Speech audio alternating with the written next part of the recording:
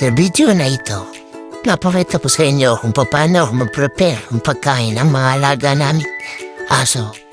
Ito po ay ulo ng manok. Nilinisan ko na po yan at tinanggal ang mga tuka dahil masyado itong matigas.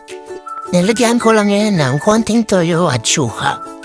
Huwag niyo pong lalagyan ng mga ano-anong mga pangpasarap tulad ng asin, betchin, bawal po yun.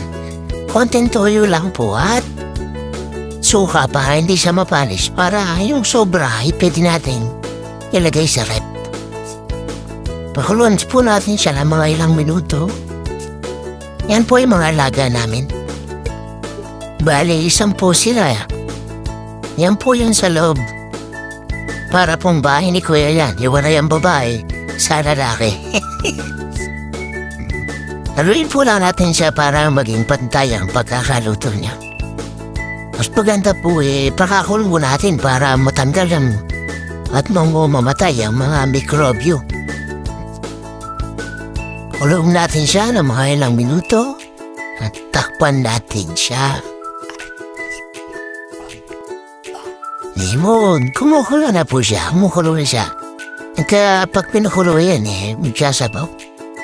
Pagkatapos lagay natin sa blender. Kasi pag tinatin yan din blender kakainin lang nila ng bumbu yan.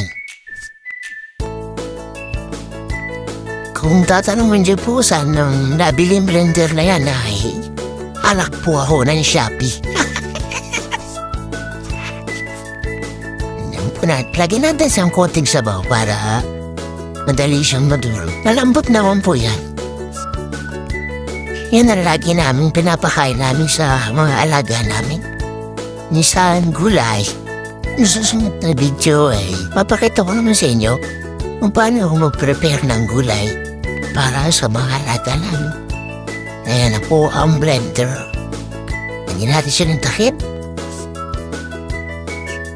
para hindi siya magtansikan. Hindi po pinakain niya. Nanda po ang blender na depende siyang food processor sa mga magluto. Hindi rin yung mga karne-karne, pwede po siya. Ingat lang po siya paghugas na kasi matalim ang break niya.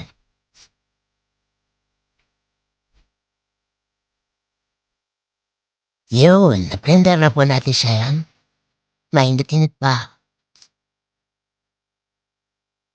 Tapos po, ilalagay natin siya sa mga kanin. Dinurog ko ng kanin yan.